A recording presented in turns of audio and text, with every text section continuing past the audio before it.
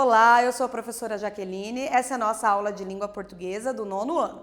Na aula de hoje, nós iremos distinguir um fato de opinião, identificar e avaliar posicionamentos explícitos e implícitos, posicionar-nos frente à questão controversa de forma sustentada. Para refletir, eu trago para vocês aqui um daqueles que é um dos meus mais queridos filmes da minha infância, que é um filme chamado Meu Primeiro Amor. Você já assistiu esse filme? Toda vez que eu assisto esse filme eu choro muito, muito, muito. Eu vou dar um spoiler para vocês. Esse menininho morre no final do filme e eu choro muito quando isso acontece. Mas é um filme muito lindo e vale a pena você ver. Tenho certeza que você vai adorar. É um filme muito interessante, antigo, dos anos 90, chamado Meu Primeiro Amor. Mas e aí? Vamos ler. Do primeiro amor gosta-se mais, dos outros gosta-se melhor. O que isso quer dizer? Que quando você tem contato com o primeiro amor, aquele amor é tão grande, tão grande, tão grande, que às vezes ele acaba extrapolando e isso acaba não fazendo bem. Mas nós vamos ler hoje um trechinho de um livro que fala a respeito do primeiro amor. E aí, você se interessou pela história? É muito bacana esse livro que nós vamos ler hoje. A partir do título e da fonte de um texto, nós vamos buscar nossos conhecimentos prévios. Aqui está escrito: primeiro amor é vivido em fantasia. Nesse título, a gente já está pensando do que vai ser falado nesse texto. Vai ser falado do primeiro amor, então é bem provável que vai ser falado do amor em pessoas mais jovens. E falando do amor como fantasia, aquele amor platônico, aquele amor que você ama sozinho, que a pessoa nem sabe que você gosta dela, e aí tem esse sentimento dentro de você. É bem provável que seja disso que vai falar. E essas informações a gente conseguiu verificar por meio do título. A fonte é o livro do autor Flávio Gicovati, Namoro, Relação de Amor e Sexo, foi publicado no ano de 1993. Nesse caso, a gente está vendo ali que não é uma história ficcional. É um texto em que ele vai dissertar sobre questões do amor. Ele vai falar sobre essas questões e é bem provável que vão ter estudos sendo mostrados aqui. Então, pelo título, a gente consegue recuperar essas informações. Vamos refletir. O título e a fonte são duas boas pistas para identificarmos o assunto de um texto e o seu gênero discursivo. Nesse caso, a gente já está percebendo que não se trata de uma narrativa. Então, nós vamos tentar pensar de qual gênero discursivo se trata. Se não é uma narrativa, é bem provável que seja um texto dissertativo. Então, deve ser um texto argumentativo, um texto que tenha opinião. Não é um conto de fadas, não é uma crônica, não é um romance, é um outro gênero textual. Vamos ler juntos então. Aqui nós temos a capa do livro, uma capa muito bonita, que mostra ali corações, como no formato mais ou menos de um zíper ou uma engrenagem. E o título é O Primeiro Amor é Vivido em Fantasia. Nesse caso, nós podemos perceber aqui que esse título remete à questão do primeiro amor de um jeito um pouco mais, como poderia dizer, menos ficcional, mais científico. Aqui ele vai fazer um estudo a respeito do primeiro amor. Agora vamos ler um trecho do livro. Como regra geral, nosso primeiro grande amor é uma espécie de sonho. A pessoa que desperta em nós todo o sentimento, toda a vontade de agradar e de se dedicar nos mínimos detalhes, toda a vontade de aconchegar e ser aconchegado, na maior parte das vezes nem sabe do nosso amor por ela. Não temos coragem de contar, pois morremos de medo de rejeição. Aqui ele narra em terceira pessoa, nós, contando aí, trazendo ele mesmo como sendo uma das pessoas que também passa por isso. Por quê? Porque aqui ele está falando de um modo geral, dos seres humanos em geral. Então, o que está acontecendo? Ele está dizendo, olha, os seres humanos em geral, quando se apaixonam pela primeira vez, quando tem contato com o amor pela primeira vez, é uma espécie de sonho. aqui nós temos uma espécie de sonho. E aí ele diz o seguinte, a pessoa diz que desperta em nós todo sentimento, toda vontade de agradar e se dedicar no mínimo detalhe, muitas vezes nem sabe que você tem aquele sentimento por ela. E é muito normal quando isso acontece, principalmente quando nós somos jovens. Nós temos medo de contar para a pessoa que a gente está tendo ali aquele sentimento. Geralmente tem uma vergonha envolvida, medo da rejeição. E se essa pessoa não gostar de mim também? E se eu for rejeitado? E se eu passar vergonha? Então, esse sentimento é muito normal, faz parte dos seres humanos. Acontece com todo mundo, aconteceu comigo, vai acontecer com você, aconteceu com as pessoas da sua família. É normal passar por isso. E esse medo, ele não precisa ser assim como um problema. Você precisa saber que é normal. Então, isso vai acontecer com você e você não precisa ficar triste em relação a isso. Não queremos também, contudo, a aceitação, pois isso nos levaria a um relacionamento real para o qual não estamos preparados. Então, a pessoa está gostando, mas ela não consegue imaginar que vai concretizar aquele amor, que vai, de fato, ter algum contato com aquela pessoa. Ou seja, não contar interessa nos dois casos. Se algum amigo super íntimo fica sabendo e faz alguma brincadeira a respeito, ficamos com o rosto vermelho, negamos tudo e fingimos indignação. Você já passou por essa humilhação? O amigo sabe que você está interessado naquela pessoa e aí no meio de todo mundo ele diz: o fulano gosta da fulana, ou a fulana gosta do fulano. E essa é uma situação tão constrangedora. A gente passa por isso de uma maneira tão dolorosa e aí no momento em que você ouve isso, o seu coração gela, o seu rosto fica vermelho. Por quê? Porque é um momento que você ainda não está preparado para que aquela pessoa fique sabendo que você tem um interesse por ela. E aí dá aquele choque. E o que o autor está dizendo aqui é que isso é muito normal, que isso acontece com todo mundo. Negamos tudo e fingimos indignação. Eu não gosto de menina nenhuma, eu não quero saber. E aí lá dentro do seu coração você está bem preocupado com aquilo, mas você tende a negar que isso está acontecendo. A outra pessoa, a amada, fica sem saber se é gozação ou se é verdade. Melhor assim, tudo se passará apenas na cabeça da gente, longe dos riscos da vida real. Então, o que o autor está dizendo aqui? Que geralmente esse primeiro amor, ele acontece só dentro da nossa cabeça. Isso não se concretiza. É aquele amor em que a gente só finge estar com a pessoa, a gente imagina na nossa cabeça essas situações, mas de fato você não quer que isso se concretize, porque você tem muito medo de que isso possa se tornar real. E isso, conforme o autor está explicando aqui, pode acontecer com todos nós. No sonho, é claro que somos correspondidos. Beijamos e somos beijados. Beijos de ternura. Passeamos de mãos dadas por jardins floridos, sentamos na grama, nos olhamos com um olhar de enlevo próprio do encantamento amoroso, dizemos coisas bonitas para o outro, falamos das virtudes do outro, não cansamos de elogiar a pessoa amada. E isso tudo acontece lá na nossa cabeça, porque, gente, a realidade é muito diferente. Às vezes, na sua cabeça, essa pessoa é perfeita, ela é maravilhosa, ela é carinhosa, ela é tudo aquilo que você queria. Mas isso está só na sua cabeça. Na realidade, ela é uma pessoa comum, que às vezes ela não vai suprir essa sua expectativa. Por isso que a gente tem tanto medo da realidade. E se ela não for aquela pessoa que eu estava imaginando? Se ela não for tão legal quanto eu imaginei? Esse medo também nos assombra. Se pensarmos bem, o sonho romântico não é muito criativo.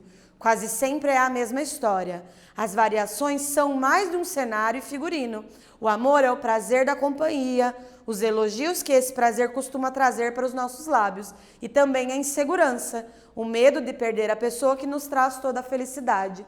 E se eu descobrir que ela não era tudo aquilo que eu queria? E se eu descobrir que aquela pessoa não gosta de mim? Por isso que esse amor acaba ficando lá no mundo das ideias, lá na nossa imaginação. Assim sendo, uma parte do discurso é de resseguramento. Vou amar você para sempre. Vou dizer toda hora que amo você. Se você me largar, eu morro. Nossa, que coisa difícil, morrer de amor. Na verdade, o amor não mata ninguém. O amor é uma coisa boa. Mas quando lá no início nós temos esse sentimento, é como se nos faltasse o ar. Como se de fato a gente fosse morrer se não tivesse aquela pessoa. Mas calma, isso passa. Isso é só no início. Lembre-se, o amor precisa ser bom. Se o amor machuca, se o amor é aquele amor que tira a tua liberdade, isso não é amor, já é uma outra coisa. Então o amor tem que te trazer felicidade. Se você me largar, eu morro. Sempre que vivemos o amor, o fazemos como se estivéssemos vivendo uma história extraordinária. E isso que é legal do amor, porque você se sente renovado. Aquilo tudo é novo para você. Então, só tente refletir que lá no início é muito normal você sofrer por isso. Mas com o tempo vai melhorando. E aí você vai ver que um dia você vai encontrar alguém e aí você vai ser correspondido também. Verdade, no entanto, é que uma história extraordinária, exatamente igual a todas as outras histórias de amor, isso não faz mal algum, porque é bom do mesmo jeito. Todos, quando a gente tem contato com o amor, a gente vai descobrir que sim, é extraordinário, mas é só mais uma história, ok? Gostaram da leitura, pessoal? Espero que sim. Vamos verificar então. Sobre esse texto, é incorreto afirmar que letra A, a fantasia no primeiro amor é um erro inadmissível? Letra B, o primeiro amor é marcado por fantasia e sonho? Letra C, o primeiro amor funciona como um treino para um possível amor verdadeiro? Ou letra D, é comum que o primeiro amor marcado pela fantasia ocorra na fase da pré-adolescência? Qual dessas está incorreta? Qual está errada? Qual não faz parte daquilo que nós lemos? Anote lá no seu caderno e daqui a pouco nós voltamos.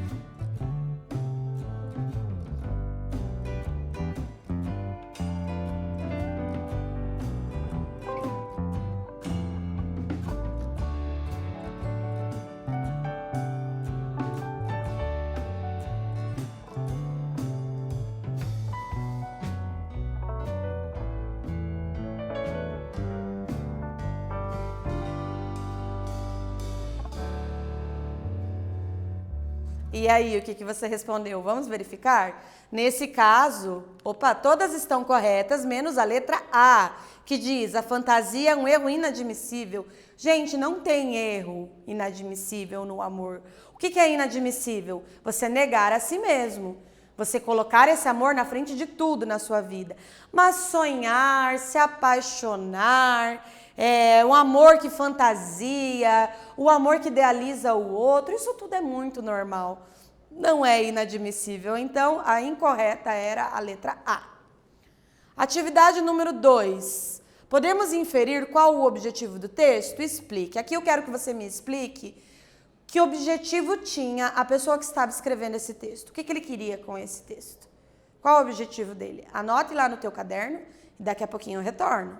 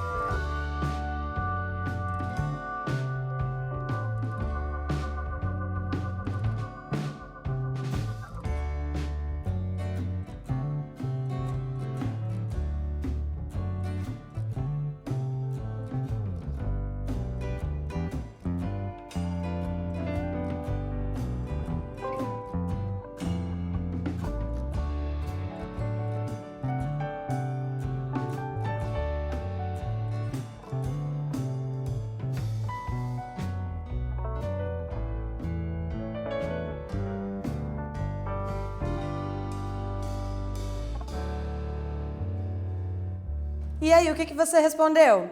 Vamos verificar? Esse texto traz informações ao leitor e discute um tema, nesse caso, sobre o primeiro amor. Ele traz informações e aprofunda essas informações a respeito do primeiro amor.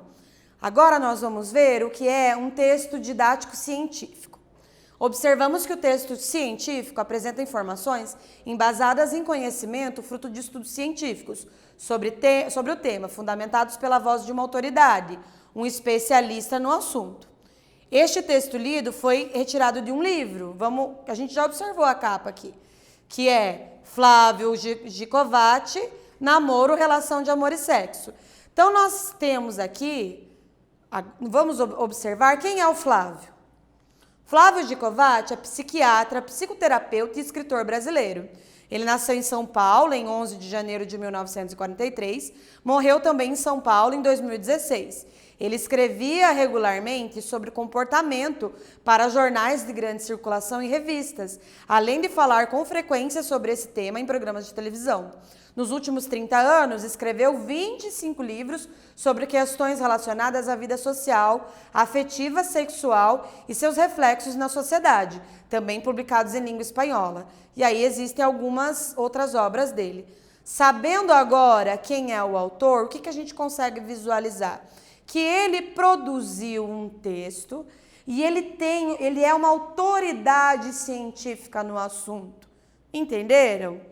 Então vamos pensar o seguinte, não é uma história sendo contada, é uma pessoa especialista naquele tema que discute aquele tema profundamente. Ele traz ali informações científicas também, a partir dos seus estudos, mas você pode perceber que a linguagem que ele utilizou não era uma linguagem científica. Então observe essa questão. É possível afirmar que o currículo do autor favorece que as informações sejam observadas como científicas? Por que isso ocorre? Quando nós observamos que o Flávio é psiquiatra e psicólogo, a gente pode imaginar que isso favoreceu na produção de um texto que tem embasamento científico? Pense um pouquinho e eu já retorno.